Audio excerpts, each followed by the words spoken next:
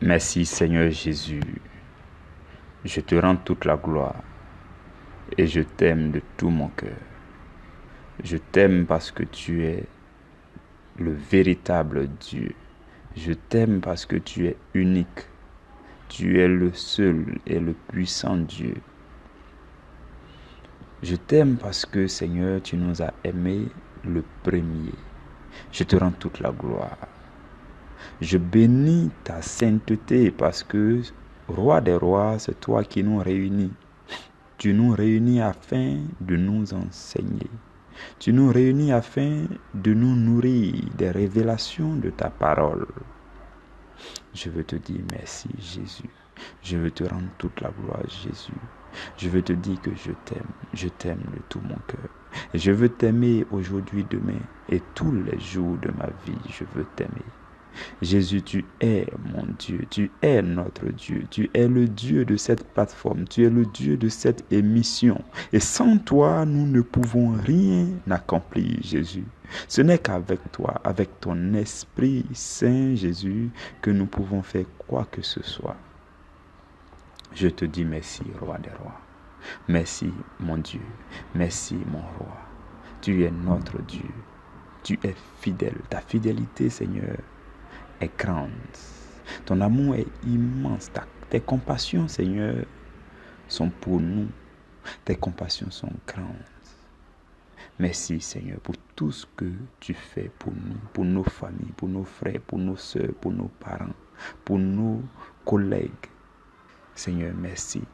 Merci pour tout ce que tu accomplis dans nos vies. Merci parce que ta présence continuelle nous garde en vie. Nous te disons merci et te rendons toute la gloire.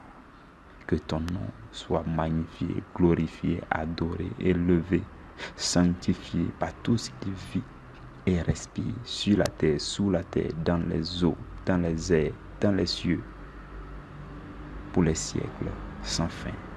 Amen.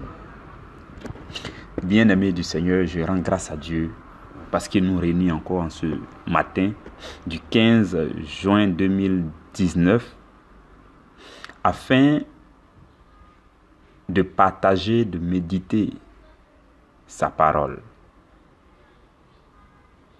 La parole de Dieu est la nourriture la plus précieuse parce que ton esprit et ton âme sont les entités les plus importantes de ton être. Nourrir ton corps sans nourrir ton esprit et ton âme, c'est comme ne rien faire. C'est comme ne pas accorder de l'importance à ton être intérieur. Je rends grâce à Dieu parce que chaque jour, il a décidé de nous servir de la nourriture spirituelle.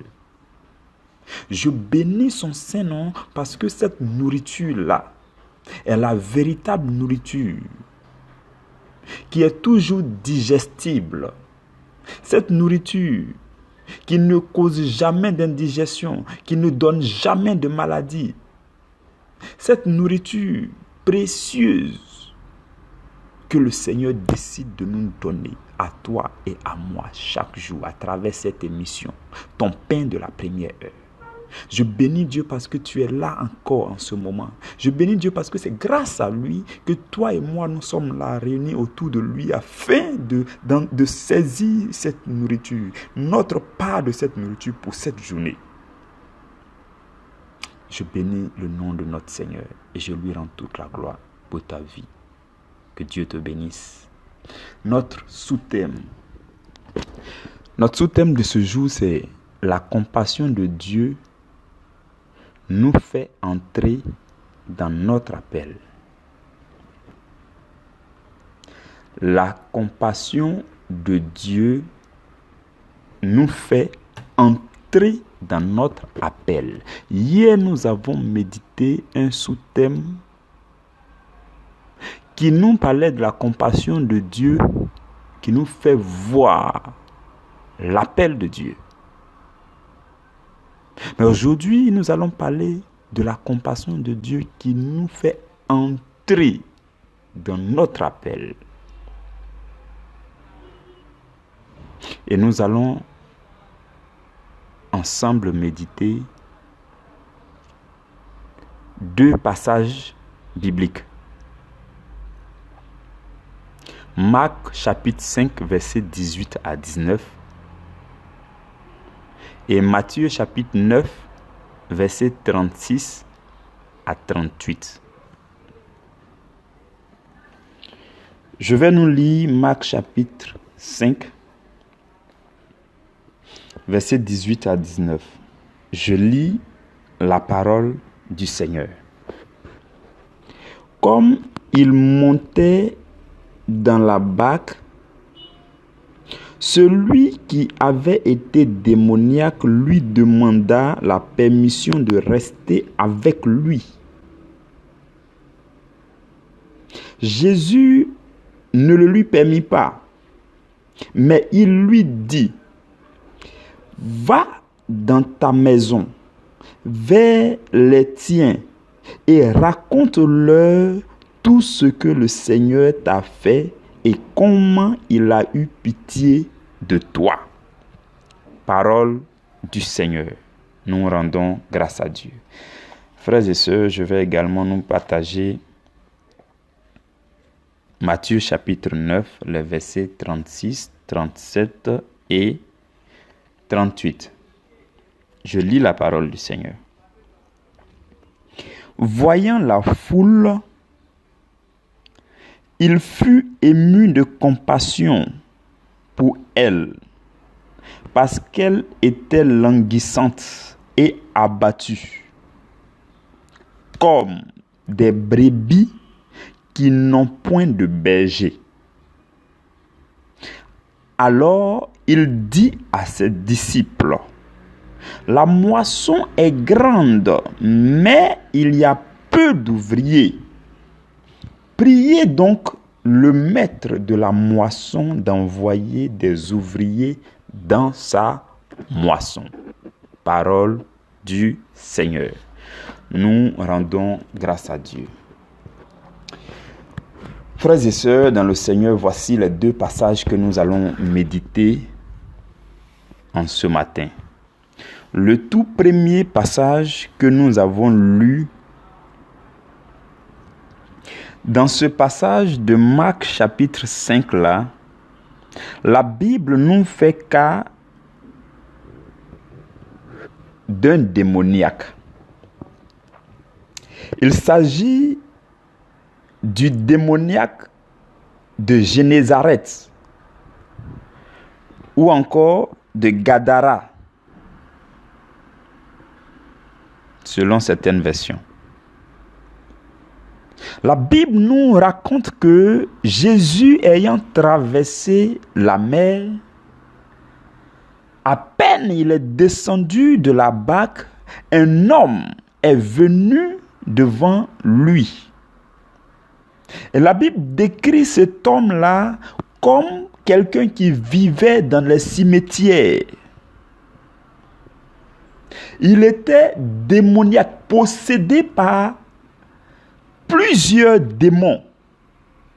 Au point où lorsque Jésus a demandé comment est-ce que ce démon s'appelait, il a répondu légion, parce qu'ils sont nombreux.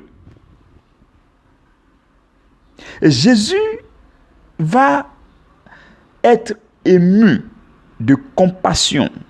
Jésus, poussé par l'amour pour ce fou-là, Jésus va délivrer ce fou.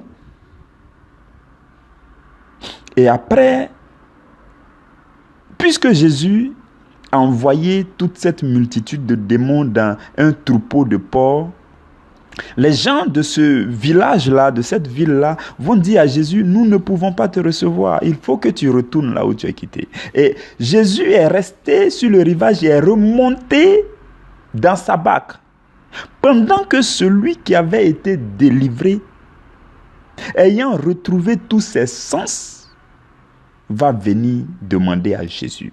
Il va demander à Jésus qu'il veut le suivre. Voici quelqu'un qui est un témoignage vivant de ce que fait la compassion de Dieu. Le fou de Gadara, délivré par Jésus, est un témoignage vivant de ce que fait les compassions de Dieu.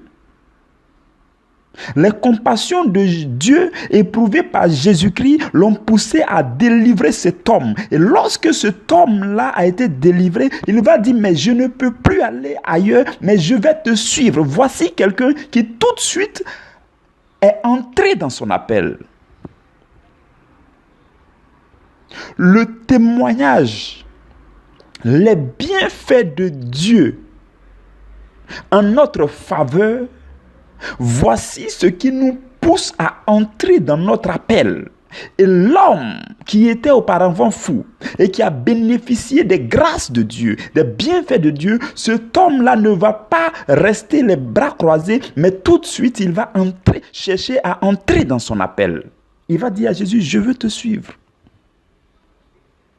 Jésus a tout de suite compris que cet homme veut le servir. Mais Jésus ne va pas le laisser servir Dieu auprès de lui, Jésus. Mais Jésus va le renvoyer pour lui dire que tu dois témoigner des bienfaits de Dieu. Il faut que tu retournes dans ta maison, dans ta patrie, et que tu racontes aux gens ce que Dieu a fait pour toi et comment Dieu a eu pitié de toi. En réalité, Jésus a traversé la mer juste pour aller convertir une seule personne qui a été l'ambassadeur de la bonne nouvelle dans cette région. Jésus va lui dire, je reconnais que tu veux entrer dans ton appel. Je reconnais que tu es reconnaissant vis-à-vis des bienfaits de Dieu dans ta vie. Mais je vais te demander de t'occuper de cette partie, de cette région, de ta maison, des gens de ta maison et de leur annoncer la bonne nouvelle. Jésus, voici ce que fait pour nous les bienfaits de Dieu. Frères et sœurs, aucun d'entre nous ne peut dire aujourd'hui que Dieu n'a jamais réalisé quelque chose de bien dans sa vie. Personne. Personne. Mais alors, Dieu nous demande d'aller témoigner de cela, ne serait-ce que dans notre maison, ne serait-ce que dans notre entreprise où nous travaillons, ne serait-ce que parmi nos amis, nos copines et nos copains, ne serait-ce que au quartier, ne serait-ce que dans la salle de classe, ne serait-ce que dans le service, ne serait-ce que à la maison.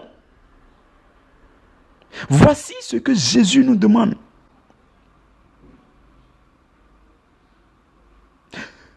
Dans le livre de l'Apocalypse, au chapitre 12, verset 11, la Bible nous raconte que dans le ciel, il y a eu une guerre. Il y a eu une guerre entre les anges de Dieu et Satan et ses démons. Et la Bible dit que l'archange Michel et ses anges ont remporté la victoire à cause du sang de l'agneau. Non seulement cela, mais à cause des paroles de leur témoignage. Voici ce que fait pour nous le témoignage. Le témoignage est une arme. L'homme qui a été délivré s'est saisi d'une arme. L'arme du témoignage. Il est parti, comme Jésus l'a dit, il est allé raconter dans toute sa maison, dans les contrées de Guédara, il est parti raconter ce que Dieu a fait pour lui. Il est parti témoigner. Il a tenu en main le témoignage de Dieu qu'il est. Il a tenu ce témoignage comme une arme pour aller convertir et délivrer d'autres personnes. Si vous avez un témoignage, alors vous êtes appelé à entrer dans votre appel. Parce que laissez-moi vous dire, si vous lisez bien le livre de Actes des Apôtres, les tout premières prédications de Saint Paul ont été de raconter son témoignage. Lorsque Paul à Damas, il a recouvert la vue, la Bible dit qu'il a commencé à prêcher dans les synagogues de Damas. Et tout ce que Paul disait, c'était de raconter d'abord l'expérience qu'il a eue avec Jésus sur la route de Damas. Paul, toutes les occasions, les premières occasions qui lui avaient été données de prêcher, c'était pour lui de raconter son témoignage de la conversion. votre témoignage de vie, votre témoignage de conversion, votre témoignage des bienfaits de Dieu dans votre vie, voici votre message en tant qu'appelé de Dieu. Voici le témoignage, le témoin que vous devez être. Voici l'âme principale du témoin que vous êtes. Et la Bible, lorsque Jésus montait au ciel, Jésus a dit à ses disciples, vous serez mes témoins. Vous serez mes témoins en ce sens que vous devez raconter mes bienfaits dans votre vie, non seulement à Jérusalem, dans la Galilée, dans toute la Judée, jusque dans la Samarie et jusqu'aux extrémités de la terre. Aujourd'hui, toi et moi, nous sommes devenus chrétiens. Nous avons vécu beaucoup de bonnes choses que Dieu a réalisées pour nous, à commencer par notre nouvelle naissance. Jésus est en train de nous dire la même chose. Nous devons être ses témoins. Nous devons témoigner de ces bienfaits-là dans notre maison, dans le quartier, jusque dans la ville et jusqu'à l'extrémité de la terre. Et il a achevé pour dire, je suis avec vous jusqu'à la fin du monde.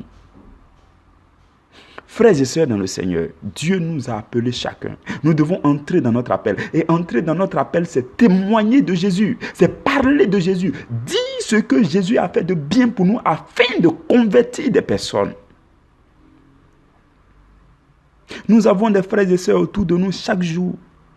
Nos voisins, nos frères, nos sœurs, nos collègues, nos amis qui sont là, qui attendent que nous puissions leur parler du témoignage de Dieu dans notre vie, afin qu'ils puissent chercher le même chemin. Jésus-Christ étant le même hier, aujourd'hui, éternellement, ce qu'il a fait pour toi, il peut le faire pour ton voisin, mais à condition que tu entres dans ton appel et que tu commences à témoigner de Dieu auprès de ton voisin. Les bienfaits de Dieu dans notre vie, voici ce qui doit nous appeler. Voici ce qui doit nous pousser à entrer dans notre appel, frères et sœurs. Et dans le passage de Matthieu chapitre 9 que nous avons lu, la Bible nous parle de Jésus-Christ qui a contemplé une foule. Et il était ému de compassion pour cette foule. Et la Bible dit que cette foule était comme des brebis qui n'ont pas de berger.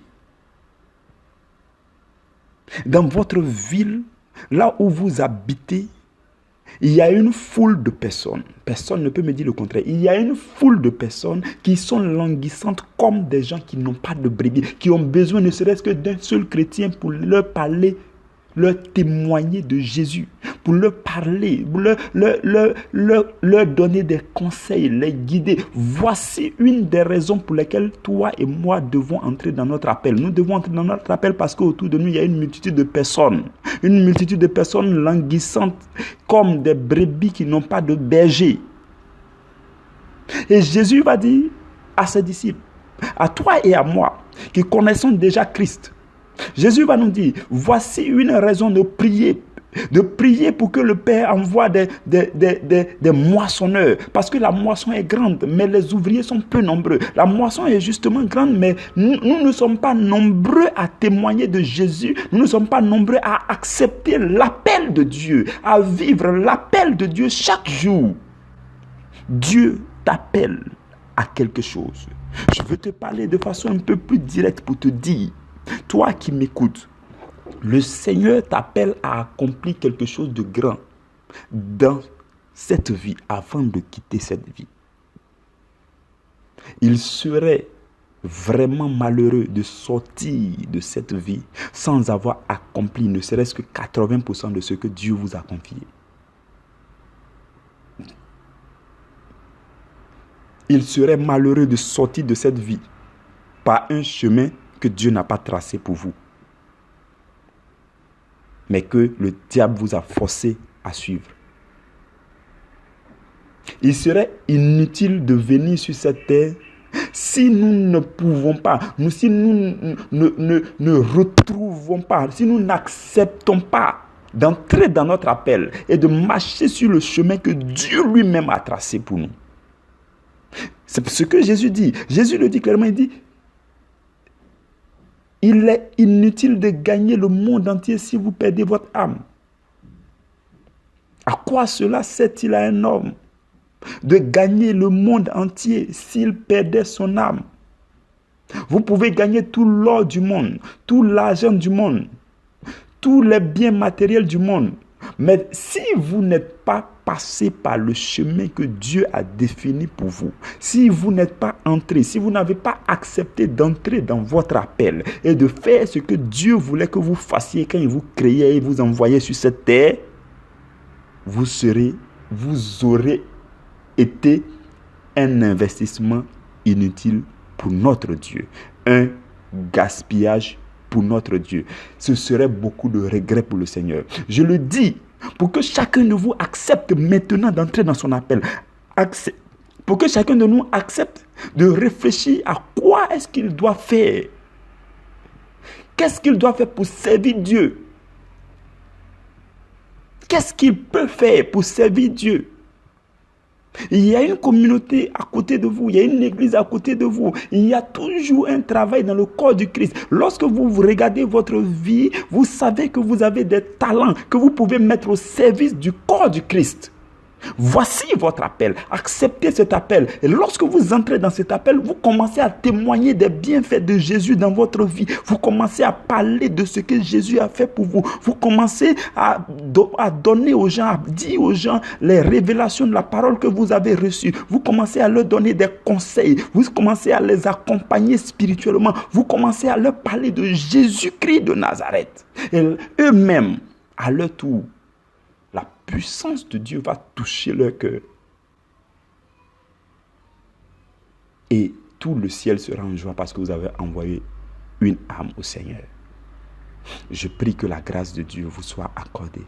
Je prie que le Seigneur, par sa grande miséricorde et par sa compassion, touche le cœur de chacun de nous pour que nous puissions nous lever et obéir à l'appel de Dieu.